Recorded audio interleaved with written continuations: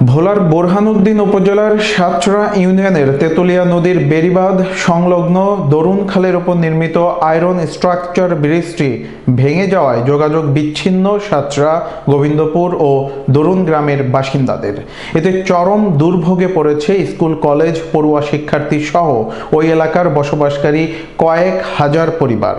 স্থানীয় বাসিন্দা ও সমাজকর্মী মমিন জানায়, 2006 সালে এই ব্রিজটি নির্মাণ করা হয়। দীর্ঘ কয়েক বছর ধরে এটি জরাজীর্ণ অবস্থায় থাকার পর জোয়ারের স্রোতে ও প্রবল বৃষ্টির পানিতে হঠাৎ ব্রিজটি সম্পূর্ণ ভেঙে পড়ে।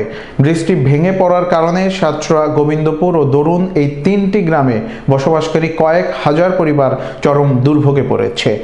স্থানীয় বাসিন্দা আলামিন জানায়, গতকালেও ব্রিজটি ভালো ছিল, ঘুম থেকে উঠে দেখি ব্রিজটি হঠাৎ ভেঙে পড়েছে।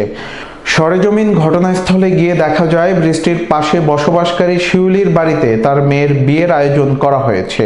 বিয়ের আয়োজনের সকল সরঞ্জাম তার বাড়িতে চলে এসেছে, কিন্তু তাদের যাতায়াতের একমাত্র মাধ্যম ব্রিজটি ভেঙে পড়ায় বরযাত্রী কিভাবে আসবে এ নিয়ে দুশ্চিন্তায় কপালে ভাঁজ পড়েছে শিউলি বেগমের। স্থানীয় বাসিন্দা কালু মাঝি এই প্রতিবেদককে বলেন, প্রতিদিন এই ব্রিজটি দিয়ে দুপাশের প্রায় 8 থেকে 10 হাজার মানুষ যাতায়াত করে। ব্রিজটি ভেঙে যাওয়ায় চলাচলের অনেক কষ্ট হচ্ছে আমাদের।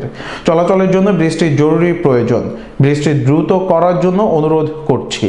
এ বিষয়ে সাতরা ইউপি চেয়ারম্যান মোহাম্মদ মহিবুল্লাহ মৃধা জানান, আমি ইতোমধ্যে ব্রিজটি পরিদর্শন করে কর্তৃপক্ষকে অবহিত করেছি।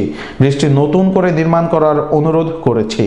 উপজেলা প্রকৌশলী মোহাম্মদ মাইদুল ইসলাম খান জানান, এই আয়রন ব্রিজগুলো প্রায় 20 বছর পূর্বে নির্মিত। মানুষ, রিক্সা ও মোটরসাইকেল চলাচলের জন্য কম বাজেটে করা হয়।